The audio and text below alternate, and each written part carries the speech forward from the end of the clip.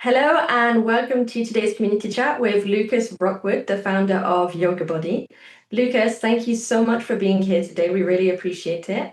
Would you like perhaps to start by telling us a little bit about YogaBody? Sure. My name is Lucas, and I'm American, but I've spent half my life now living in other countries. And I've been here in Spain for about 16 years. And we're coming up on 2007. So we're coming up on 18 years with YogaBody now. And over the years, we've done all kinds of different things. But at our core, we're really a yoga education company. So we have studios and classes and courses and all of these kinds of things. But at the heart of it, it's always been focused around both student education as well as professional education. Amazing. Do you mind if we go back to 2002? Sure. Obviously, I'm sure that people ask you about this a lot, but I'm really Yeah, curious how someone goes from being in a bad place, so to speak, sure.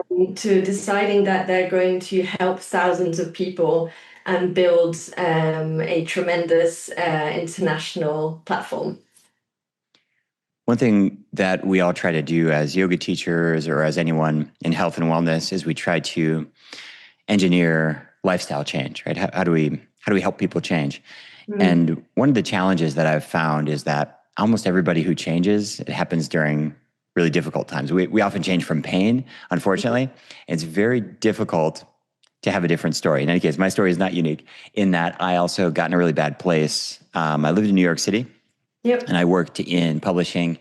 And I, like a lot of people, kind of fell into drugs and alcohol and going out late and confused, trying to figure out what to do with my life. And all of that sounds pretty typical, but I think there's kind of normal being lost. And then there's really problematic behavior. In any Mm. case, September 11th happened in fact, we're at September 11th today. Here we go. Yes. It Oh my is, it gosh. is, it is the anniversary. September 11th was quite a big day for all of us in New York. And I live downtown and work downtown. And that event just kind of threw my life into questioning and trying to figure out what to do. And I guess when you have these crisis moments, people go one of two ways. They start to make positive changes, or like me, start to make negative choices. So Mhm. on September 11th, right after the two towers fell, I was actually drinking in a bar below Canal Street. We were all just kind of confused. It was a very surreal moment.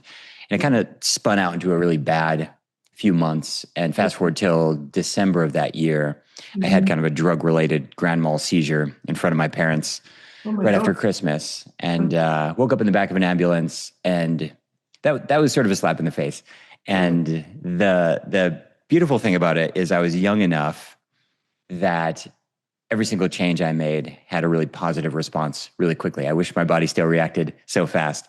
But in a Mm. very short period of time, I just kind of changed my life. I changed what I was doing. I started going to yoga. I changed my behaviors. I started giving up some of these bad habits. Some went away fast, some took some time.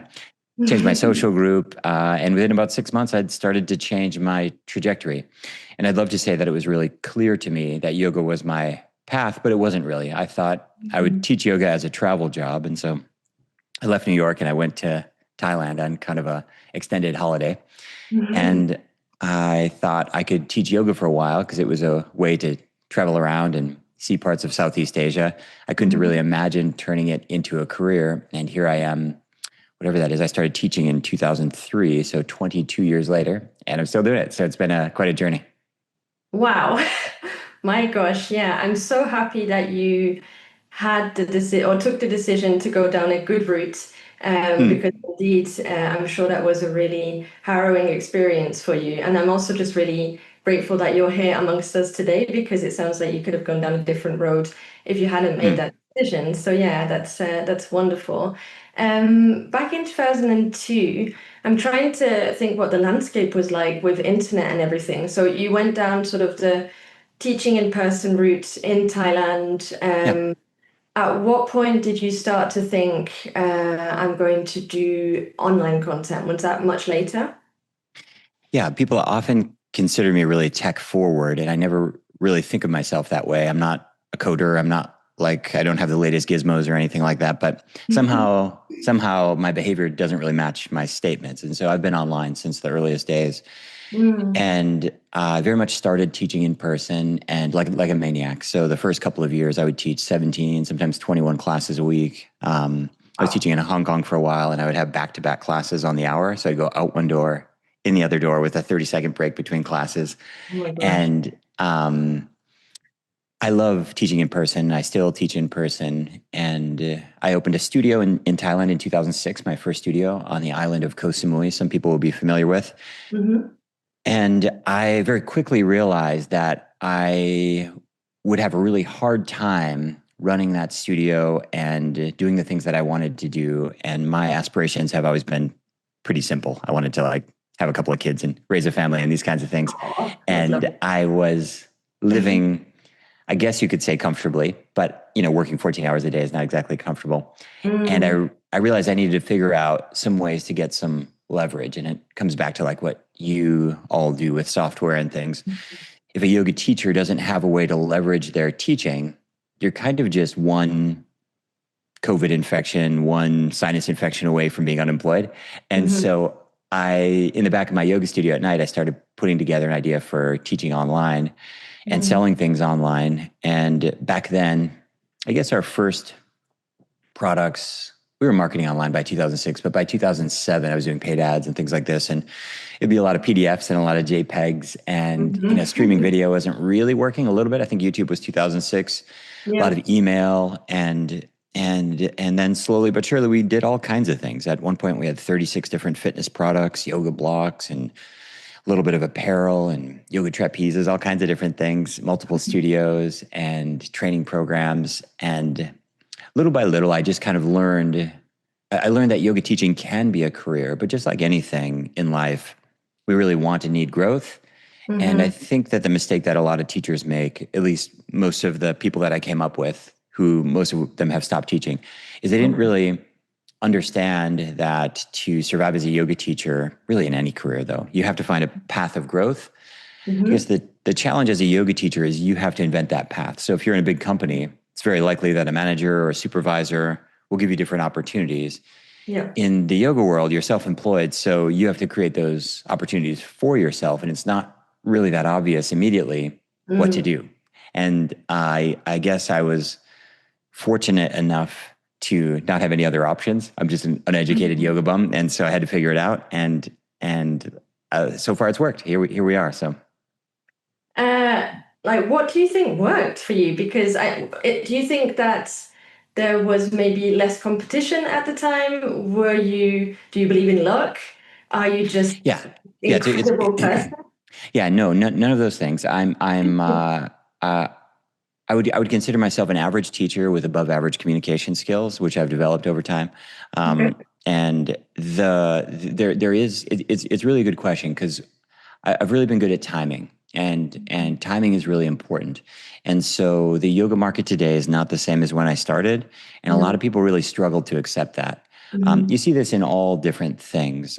It happens in entertainment. It happens in social stuff. People just get really stuck on the way things were. mhm, And again, I don't really see myself as a futurist, but my behavior doesn't really match that. It seems like I can spot an opportunity. So when I went to Bangkok, for example, there was like four of us in a city of 9 million people teaching yoga. wow. It's made it Right. really easy. Made it really easy. I was on television. I had like I had like a local yoga show. I was making food on TV. I had celebrity clients, and this is not because I'm amazing. It's just because I'm the only one. Um, Same thing Can when I we got find to those shows just out of curiosity somewhere? say it again. Can we find the yoga shows somewhere? Are they still out there? I hope not. I hope not. That would be terrible. I would love Um, to see them, but yeah. I think I weighed about 60 kilos back then.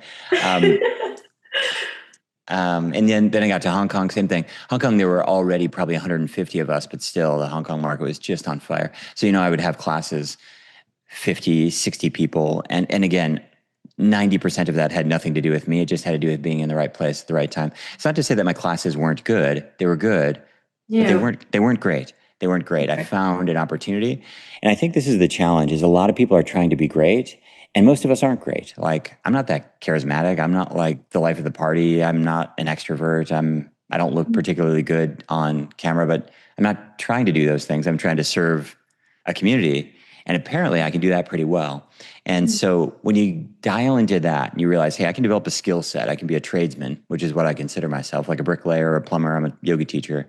And Mhm. then finding a place where there aren't many tradesmen, you can do really well. And Yeah. so that's really what I've done.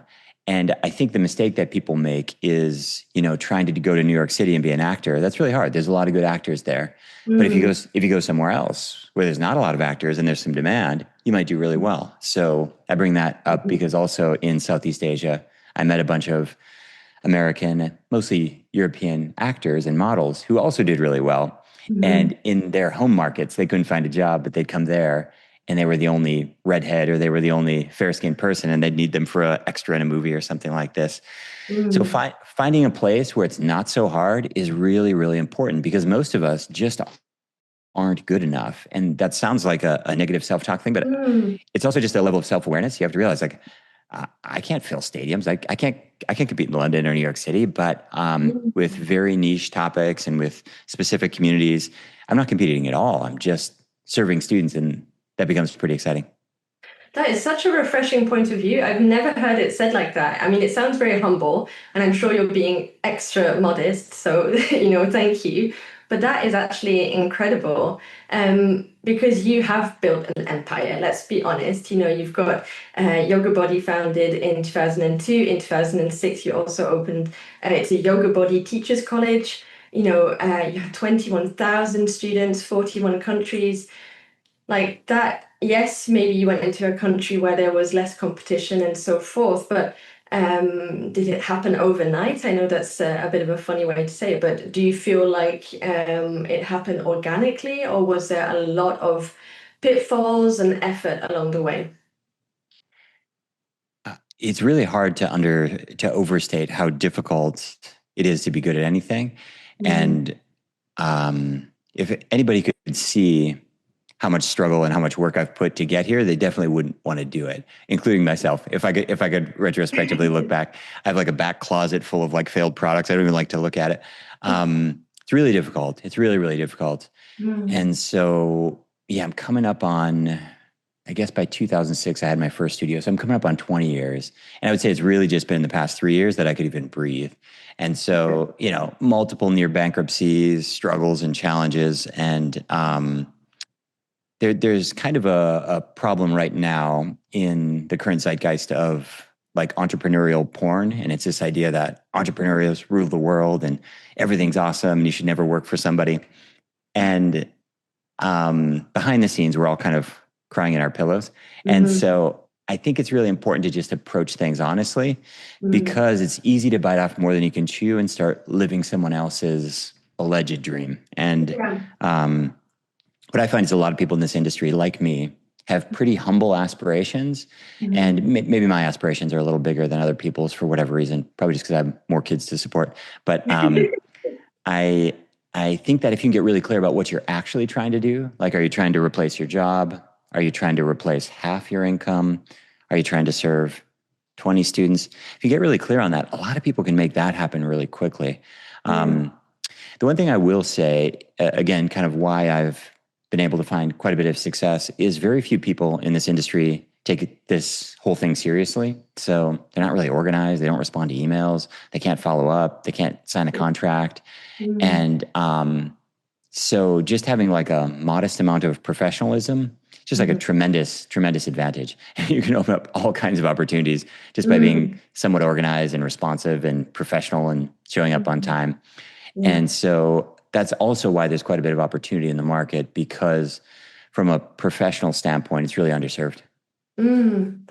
Did you, along the way, sort of do manifestations, visualizations, similar to what you said about the entrepreneurial porn? I think there's also nowadays this sort of concept of like, if you put your mind to it, you will get where you need to Hmm. go. Yeah, did you wake up every morning and meditate and visualize where you wanted to go? I've definitely done all this stuff.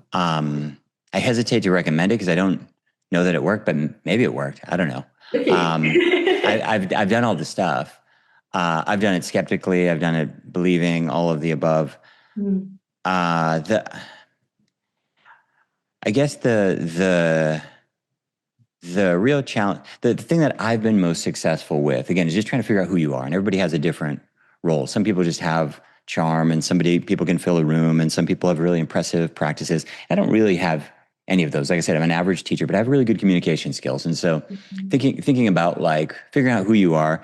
And then the real big unlock for me is just trying not to do it alone. And I haven't really had great luck working with people, although I've had some people Okay. along the way, Yeah. but just modeling someone. And so I always come back to like, how did I learn how to teach? Well, I took my first yoga teacher in New York City was named Raphael, and he was like really skinny and he wore Speedos. So I started wearing Speedos, and very quickly I weighed like 60 kilos. Like I was just like, I'm going to do what he's doing. He screamed at people. I screamed at people, and it worked for a while. And then I found somebody else and put on some pants, which was a good idea. And all along the way, when I think of the times when I've gotten lost or almost lost the business, it's always just trying to do it on my own. And this glamorization of the innovator and the inventor, it's not for everyone. And I'm not an innovator. I'm not an inventor. I'm a teacher. And so when I find something, someone, some system, something that I can plug into for a while, that's really what's made the biggest difference for me. So early on, I had a business partner, an employer first, then we became business partners in Bangkok. She's quite a successful entrepreneur, and I learned a lot from her about marketing and sales and just something to have a frame for. How do you treat clients and how do you work with things? It's just so difficult to do it on your own. And what a lot of people do is they read these kind of New York Times best-selling books by Richard Branson or Elon Musk biopic or whatever it is. And it's that there's very little that people like us can learn from that. But you can learn a ton from like the local restaurateur, or you can learn so much from somebody who's like 5 years ahead of you. So I'm always trying to find somebody who I can learn from. And that's really made a big difference. Just trying not to be alone with your thoughts, because I have some good ideas, but I have mostly bad ideas. And most people have mostly bad ideas. That's how you get good ideas, is having mostly bad Yeah. ones. And so that's been a really important part of the journey for me, is just getting out of my own head and just saying, let me find a teacher, just like you do with yoga. Let me find a teacher. I'll do better if I have a teacher. I will definitely eventually be disillusioned with that teacher and want to move on, but that's fine. Yeah. But with business and with all of the things, it's been a really important part of my journey. And does that allow you to keep the passion as well? Or is that something when you look inside your belly and you're like, oh, I feel that fire? Or do you have to continuously innovate and keep the ideas sort of going in order to keep the passion, would you say? Because you said it's been, is it 22 years I or? started teaching 22 years ago. Yeah, a little more. Yeah, 22 yeah, years, yeah. like that's Yeah. incredible. And Mm, obviously, you see lots of people go onto the yoga market nowadays and they're so fresh and yep. oh, let's do this and that. And especially, I think with Instagram and social media, we're sold this idea that you can become this overnight, rich person, Sure. influencer, slash yoga teacher, etc. And most of those people, I think, drop off within Hmm. a couple of years. Sure. Yeah, how do you keep the passion after 22 years? Yeah, I definitely didn't. I got passionate about different things. Okay. And currently, I teach like a maniac, just like when I first started. But there were periods where I wouldn't teach much at all. I'd teach a class a month, something like that, and I'd focus on business and operations. There were long stretches. I kind of made a deal with myself early on, and I said, if my personal practice suffers, I'm going to quit and do something else. Okay. And so maintaining my own personal practice has really kept me connected to the work. And I've never seen a teacher do well who doesn't have a committed personal practice. Mhm. And I think it's really important for teachers just to get honest. If it's not working for you anymore, and that's okay, it's probably Mm. not the thing you should be teaching. Yeah. And so that if I had to pick one thing, it's that. If you're not practicing, you just won't teach well. It's just not going to Mm. work. Okay. Not because you don't know the things or you're not knowledgeable or have deep experience. It's just you lose that visceral connection with your students, and they can smell it on you right away. So that's been a big deal. Mhm. And the other thing is, at least for me, is just trying to figure out where I can be of service. And so the Mhm. times when I lost passion, it was always where I felt like I was replaceable. And so when I stopped doing big studio work, I had big classes, fun classes, high energy, high fives after class. I mean, it was really amazing. And then I'd, go out of town for a week and somebody would fill in, and they do just as good as me. And there's nothing wrong with that. But those moments make me feel like I'm a ditch digger and I should do something else, where I could have my, when I do something unique, this is when I feel like I'm really adding value based on my quirky skill set. That's when it's pretty easy to be passionate. But it comes and it goes, and it's completely okay, I think, to have periods where you're not into it. But Mm. go searching for something that gets you excited. Yeah. The final thing that's really helped me is just committing to be a student for life and learning. I find that almost all yoga teachers are really passionate about learning, but they stop indulging in that passion. So they stop Mm. taking classes, they stop reading, they stop training. And again, they just kind of lose their spark. Mm. And if you allow yourself to be a student for life, a lot of people that really gets you excited too. Mm. So would you say, I know it's a bit cliche, but your purpose on earth is to be of service? Is that where this all comes from, or is it also a gift to yourself mainly? For that old version of you, so to speak, that you just want to continuously honor. What is the passion behind it then? Like going a little bit deeper Yeah. in. I don't think it even really matters that it's yoga, but that's what I'm doing. But my thing is I love to learn. I like to learn. I spend hours a day studying stuff. Yeah. And teaching is the best way to learn. And so selfishly, to learn more stuff, I teach more stuff. And then as an added benefit, people really like when I can teach things in a way that they understand. And I find that it brings me joy to see people getting joy from the things that Yeah. brought me joy. So that's really what it is. Um, the reality is I can and have taught many other things. I've taught nutrition and health and wellness, all kinds of other things. Mhm. Uh, health and wellness is a passion for sure, but it's really just a commitment to learning. If I were a little bit, if I had a little more power under the hood, I would probably study physics or biochemistry or something like that. That would probably work for me too, if I had a little more horsepower. But yeah, learning and teaching, and it's kind of this really nice positive feedback loop. That's what really gets me excited.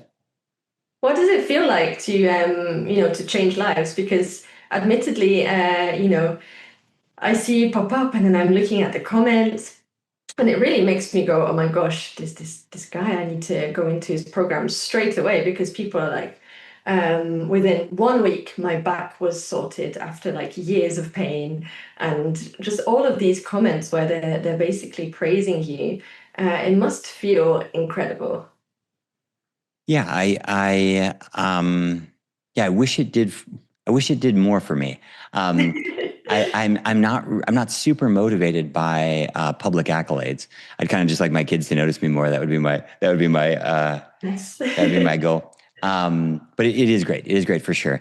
I also I don't take that much credit for it. What I really do is I create a platform where people make changes, and not a whole lot of it's me. Like I'm a teacher, so I think of myself like a journalist or like a funnel. I just bring ideas together, and Mhm. so many of our most transforming courses and experiences and things like this, it's um, it's really not about me. It's about this platform and this group. And very often the students do more than I do.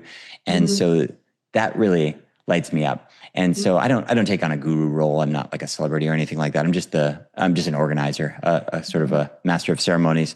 Mhm. But yes, it's rewarding, and it's really easy to stay motivated when you're getting so much positive feedback. Because you can have a bad day, and it's really easy to go, "This work matters. Let's keep doing it." Mhm. And that really makes a big difference. Because I've had other projects where I felt like doesn't really matter. Someone else could do it. So Mhm. I do like that. I do like that, and I also really like kind of the downstream. So we have so many teachers now, and so many of our teachers are so much better at the public facing, extroverted social thing than me. And it's really cool to see that we've created a platform that inspired them to create a platform. Mhm. I like to see that chain reaction as well. Yeah, you build an entire community, like a massive community, which is beautiful, I think. And Mm, people need community nowadays. So I can imagine being at the epicenter of that must feel incredible for sure. mm, Can I ask you about the college a little bit? So that was sure. founded in 2006. Mhm. Is that to train teachers, or what's the idea there? Yeah, so I opened my first studio in 2006 in Thailand, and we had like an HR problem. We couldn't find any teachers. And it's actually still a problem people don't realize, but there are yoga teachers everywhere. But Mhm. most people kind of go to these courses where they sell you a certificate, and the courses are really fun in a lot of cases. Especially the in-person courses. They do a lot of community stuff, and it's really like an adult yoga camp. In fact, some of our students used to call it like yoga camp. And it's really great, but they don't have like professional skills. So we can find people to hire. They just couldn't lead a class. And Okay. so in 2005, I was still in Thailand, and there was just a real shortage. So we were bringing in foreign teachers, which is very expensive, Mm. sponsoring visas and all this kind of stuff. And they don't Mm. last very long. They want to go back home. And Mm. so we put together an in-house training. I think the first one had 8 and the second one had 12. But in 2005, we just went around class and said, "Hey, do you want to become a yoga teacher? Do you want to become a yoga teacher?" Mhm. And the reason that story is important is because we weren't trying to make a yoga camp. We were trying to hire somebody. And so we let them train for free, and they signed a contract where they committed to working for 2 years, and not unpaid for 2 years, but it was, Mm. we'll train you, and then you Yeah, just in don't go work for return. somebody else for a while. In any case, it was so incredibly successful. In fact, of that first batch, there's quite a few of them who now own their own studios and are still teaching. I mean, this is so long ago. It was 20 years ago. Mm. And we realized, again, just kind of stumbling onto this real demand, is like there still are very few professionally oriented schools out there. Almost Mm. all of them are healthy yoga retreats with a Yeah. certificate at the end, Yeah. which, if that's what you're looking for, like, go do it. It's awesome. Mm. But the world needs something like 200,000 yoga teachers every year. It's a lot, and they're not really being trained. Mm. So in Thailand in March of 2006, I think I did our first training, filled up immediately, and then we did another one in November. I think my busiest year, we had nine 200-hour yoga courses. So one per month for 9 months or something like that Oh my in God. Thailand. And I always say 21,000 teachers, but it's totally wrong. It's probably more like 41, 43,000, something like that. There's Mhm. so many through all the different courses we've done. So we've done courses in Holland. We've done them in the Philippines. We've done them in the US. We've done them here in Spain, of course. Um, Probably missing a country. We've done in Malaysia. We've done Hong Kong. We've done all over the place. And so our focus has always been, let's teach you how to teach yoga as a Mhm. professional. Mhm. And what that means is our courses are pretty rigorous, and we put people on the spot, and they have to learn public speaking, and they learn customer service skills and all these kinds of things. But the Mhm. results kind of speak for themselves. So, here we are all these years later, 20 years later, still training tons and tons of teachers. We've got a batch of about 110 that I'll be teaching later on today. Oh my gosh, Yeah. 110 at Mm. the same time, as in the same training. That's incredible. Yeah, sometimes in the same training, sometimes they're part of different trainings, and so they're doing this as one module, another module. But yeah, yeah, yeah, Mhm. Wow. I fully understand what you mean. I did a yoga teacher training and it was wonderful, yeah, but it was also kind of semi-retreaty, as you said. yeah. There's a lot of things now about, vegan, nutritious foods and Mhm. kind of at the beach, and it's more about the location than the Yeah, actual training. And like you say, I think with Yoga Alliance and everything, the certification can be somewhat unclear. yeah. And I think in the States as well, there's a real focus on yoga teaching as a profession, Mm. more than, for example, in some places in Europe. So that's really interesting to hear. And I think I would have greatly benefited from attending one of those, to be honest. So I will keep an eye out for the future sign-ups. Mm. How often do you open sign-ups for that? We're we're always in the process of training teachers in different courses. Okay. I actually I actually don't think we've never. I can't remember a time when I wasn't training somebody. In my whole adult life, we're training. So Mm. yeah, we start another course in a couple of weeks. We have training programs pretty much ongoing somewhere, online, offline, fusion, all of the above. Um, yeah, it's really what I do. The Mm. numbers are smaller, so our student programs, of course, are much larger. So people assume that I'm mostly teaching yoga classes, which I also do a bunch of. But our training programs consume about 85% of my time. Wow. You sound like a very busy man, Lucas. Don't know how you do it. Um, what are you looking forward to, or what do you love at the moment, and what's giving you energy? I'm really focused on this concept of health span and becoming a health span athlete, meaning just training to enjoy your life. Mm-hmm. And I'm now well into middle age.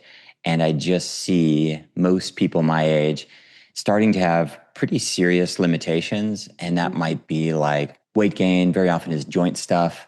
Yeah. And it spirals pretty quickly. So within a decade, someone can go from having a pretty active lifestyle to I'm never going to ski again, or a really active lifestyle to yeah, I just can't get on the bike anymore because my back hurts or whatever it is.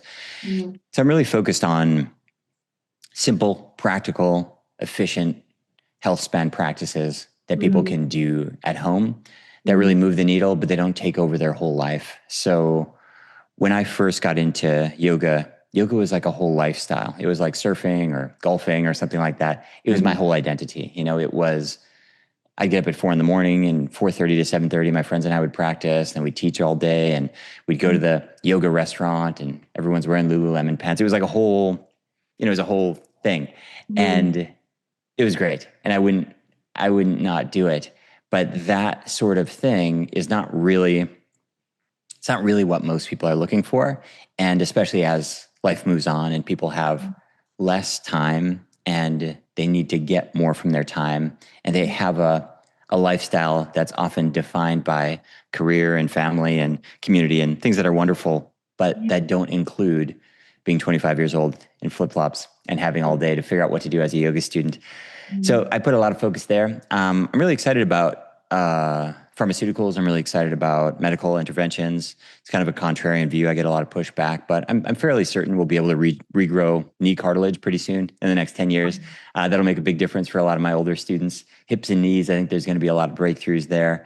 These GLP-1 drugs are completely changing lives. Nobody likes to talk about it in this industry, but yeah, I'm just having students who are rolling back a decade. Absolutely life changing. And again, most of the controversy is because a lot of people in the industry feel like their job is threatened because this has been such a huge problem for so many years.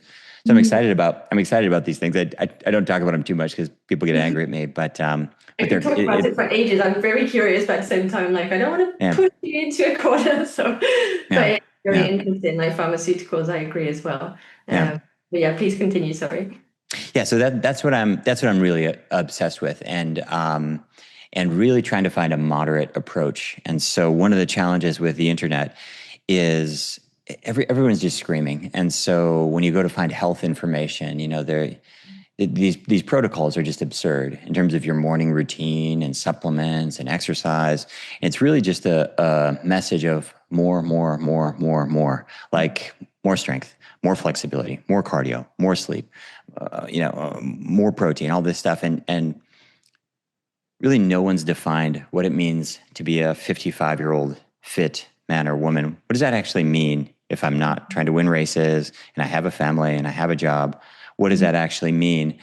And what I get excited about is it's fairly easy to define and it's relatively manageable to target. You might not get there, but you get close.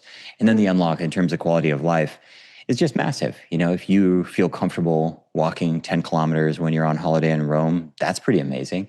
You know, if you feel like your skin is glowing in the morning when you wake up, well, that's pretty amazing, whether you're 65 or 25. If you know, you understand your digestion to a point where you're not having gas and bloating all the time, if you have enough strength to carry your luggage. And so I think a lot about these kinds of things. Great that you're watching or listening to the Momo Yoga community chats. We hope that you enjoy our conversations. If you like what we do, make sure to subscribe to our channel and like our episodes. Namaste. Yeah, I love that. I do too, to be honest. I'm a bit of a nerd. But then I feel like once you open it up, like I had 1,000 questions come to mind then about different countries as well, because obviously Yeah. nutrition comes into play, and there's a lot of talk about in the US, the quality of the food that is being put out there, and then Yeah. lifestyle as well, people driving around instead of walking around. And I bike everywhere in Europe, but in America or in the States, that's not really possible. I can imagine, in Southeast Asia, it's completely different as well. Yeah. So do you have to kind of cater to different audiences every single time, or just kind of target the sort of typical 55-year-old, even if that's going to be very varied depending on their location and their lifestyle and their everything, basically? That's an interesting question. I probably should do more targeting. There are countries where it's just harder. It's just more difficult. Um, we did a lot of work in the Philippines. Philippines is tough. Lifestyle's tough there. The food situation. There are real food deserts there, where you're just like there is nothing here but a convenience store. It's Mhm. really difficult. Driving culture, really challenged food supply. The U.S. is tough too. A lot of the U.S. is really isolated, and just something like bread is very difficult to buy in the U.S. They don't really have bread. They have bread products, and so it's just not it's just not bread. There's like 15 ingredients, and so Yep. the food's hyper palatable. It's really hard not to gain weight. Mhm. And, so you're battling your own biology. That's a lot of work. Yep. So yeah, there's real cultural challenges. And a lot of people, even people in affluent areas, it's just a lot more difficult. The food choices in the US are pretty strange. And there's sugar in everything, and the portions are giant. And, you can tell yourself that, but when you sit down at a restaurant, you just have this, megalith plate in front of you. It's just very difficult not to get pulled into that. But no, I don't do a lot of culture specific things, but you're making me think like I probably should. There you go. No, it's because I lived in at one point Australia for a little bit, Okay. Stockholm, Nice. Amsterdam, Yeah. France. So Mm. I know all the different ways. In France, there's a major baguette Yeah. patisserie culture. Yeah. And in the Netherlands, there's like much more sort of a loaf of bread type thing, and maybe more Sure. fried food, beer, for example. Like the way that people approach health in different countries is so radically transformative. I did so many saunas Mm. and that type of thing in the Netherlands. It's super accessible. Mm. In Stockholm, more sort of cold, ice baths, things like that. And yeah, I think the environment is so influential that I just I think it would be interesting to know how the body would respond to different workouts and different levels of needs, I guess. So yeah. Yeah. It's one like we talked about before, one of the biggest things that we're trying to do when we're trying to get healthy is behavior change, right? You want to stop drinking the wine before bed, or you want to have ice cream once a week instead of once a day. And it's so hard to change your behavior when Yeah. all the stimulus are the same. Yeah. So you see these times when people make big changes. It's usually when they move house, they change relationship, they change job, so some kind of big unsettling moment. And that's when they're able to kind of redefine. So one of the advantages of moving a lot is it helped me kind of like become a different person. Like that story I told you earlier in my 20s, I can't even relate to it. If you ask anyone here, they probably wouldn't even believe it. It's just not who I am anymore. And so it's really difficult when people have the same environment and the same stimulus and the same stuff in the fridge to suddenly make different changes.